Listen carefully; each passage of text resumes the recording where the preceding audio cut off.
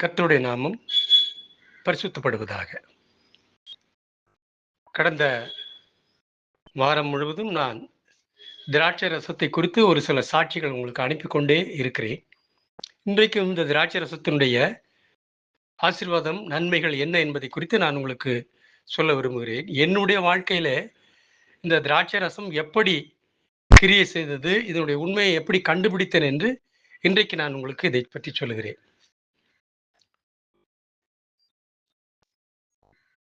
கிட்டத்தட்ட ஒரு 18 ஆண்டுகளுக்கு முன்னே, அதாவது 2006 தான் இதனுடைய உண்மை எனக்கு தெரிய வந்தது.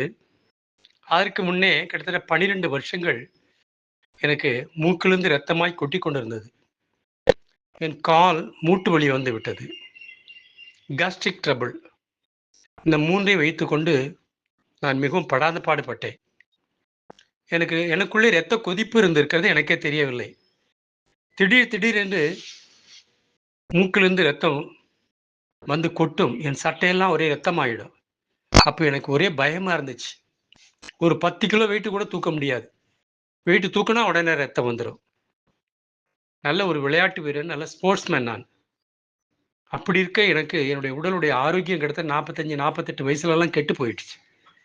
நிறைய உபவாசம் இருந்து ஊழியத்துக்காக பல இடங்களில் குறிப்பிட்ட நேரத்தில் சாப்பிடாம தூங்காம இருந்தே என் உடல்நிலை கெட்டு போச்சு.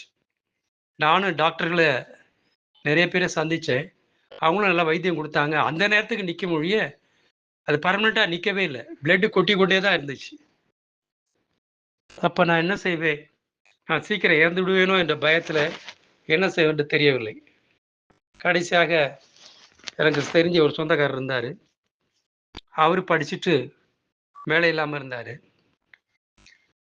அப்போ நான் சொன்னேன், இந்த உலகத்தில் அதிக நாள் நான் இருக்க மாட்டேன், மறித்து விடுவேன் போல இருக்குது, நீங்களும் எங்கேயாவது ஒரு வேலை செஞ்சு போய் பிழைச்சிங்க என்று சொல்லி என்ன செய்யணும்னு யோசித்தோம். கடைசியாக சரி, நல்ல சபையில் நல்லா திராட்சை ரசம் கிடையாது, இந்த திராட்சை ரசத்தை செஞ்சு தரேன், இதை கொண்டு விட்டு நீங்கள் பிழைச்சிங்க, எனக்கு தசம பாத்து மட்டும் கொடுங்கன்னு சொன்னேன். சரி என்று போய் நாங்கள் ட்ரிச்சியில் போய் ஒரு பழைய புத்தக கடையில் எப்படி திராட்சை ரசம் செய்யணுங்கிற புத்தகத்தை வாங்கிட்டு வந்தோம். வாங்கிட்டு வந்து எடுத்து அதை பார்த்து படித்து எங்களுக்கு தெரிந்த வரைக்கும் அதை செய்தோம். அவருக்கு செய்து நிறையா கையில் கொடுத்து போய் வித்துட்டு வாங்கன்னு சொல்லி அனுப்பிச்சிட்டேன். ஆனால் நான் அந்த திராட்சை ரசம் செய்யும்போது ஒரு 200 மில்லி எடுத்து குடிச்சிருவேன். நல்ல ஆனந்தமான தூக்கம் வந்துச்சு. இப்படியே டெய்லி சாப்பிட்டுக்கிட்டே வந்தேன். ஒரு 10 நாள் தான் இருக்கும். 10 நாள் கழித்து பார்க்குறேன், என் மூக்கில் ரத்தம் கொட்டுறதே நின்று போச்சு. என்ன ஆச்சரியம்! எங்கள் வீட்டுக்கு வயல் அறுத்து அறுவடையாகி வந்துச்சு. அப்போ நான் ஒரு வீட்டில் மேல் மாடியில் குடியிருந்தேன்.